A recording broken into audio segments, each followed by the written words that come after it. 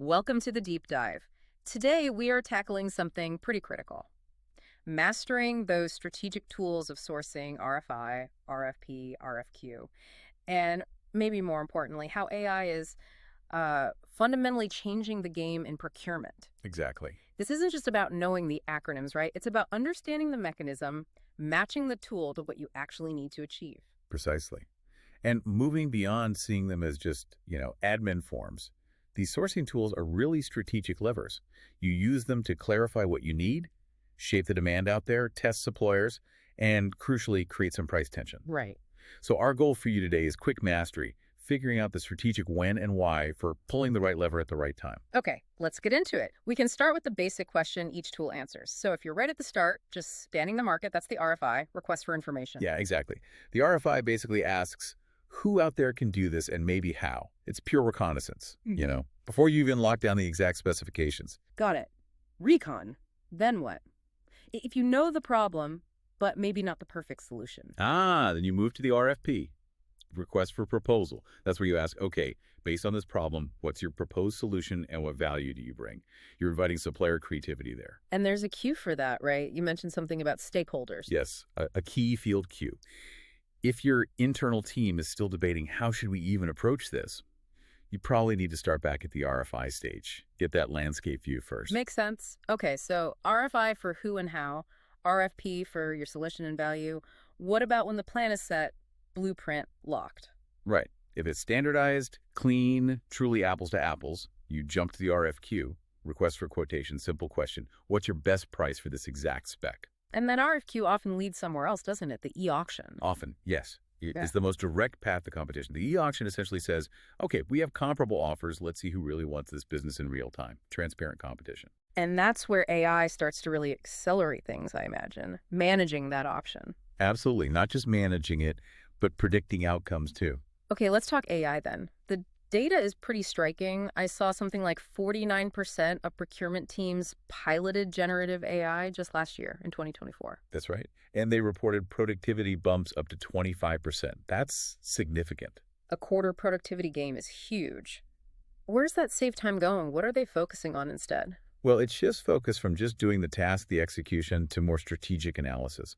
We're seeing AI used for autonomous sourcing, helping select vendors.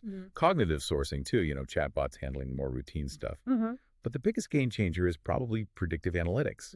AI can look at historical bid data, market trends, commodity prices, and set an optimal price ceiling for an RFQ before it even goes out. Wow. That can cut out a huge chunk, maybe 80% of that initial back-and-forth negotiation. And it flags potential supplier risks based on real-time global events. That real-time intel must feed directly into making auctions smarter.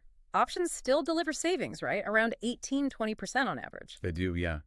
That figure holds pretty steady. We all know the standard British or English option format, very focused on rank, pushing for the best price aggressively. Right, the leaderboard style. But there are other ways. Consider the Japanese format. It tends to be a bit more supplier-friendly. Vendors drop out systematically as a price target falls. It reveals the market floor more, organically, I suppose. Less aggressive chasing. Interesting. But does that softer approach maybe risk leaving money on the table compared to the British format? Less cutthroat competition? That's the potential trade-off, yes. And that's precisely why we now have these advanced formats. The really strategic tool today is the weighted or multi-attribute auction. Okay, how does that work? It directly tackles that old criticism that options are only about cost. With AI, you can now evaluate a really complex scoring matrix in real time. So weighing other factors. Exactly. These like sustainability scores, delivery speed commitments, innovation potential. Weighing all that alongside the raw price, it shifts the focus from just the lowest cost to the best total value. Connecting this to the bigger picture, this speed, this ability to weigh multiple factors, it feels like a move away from that old rigid waterfall approach. Yeah, definitely. The old way was freeze the specs, build everything out, then figure out the price right at the end. Very linear. Right. Agile sourcing, powered by AI, lets you run things more in parallel. You might do an RFI, get feedback, adjust specs slightly based on market capability, maybe run a quick RFP.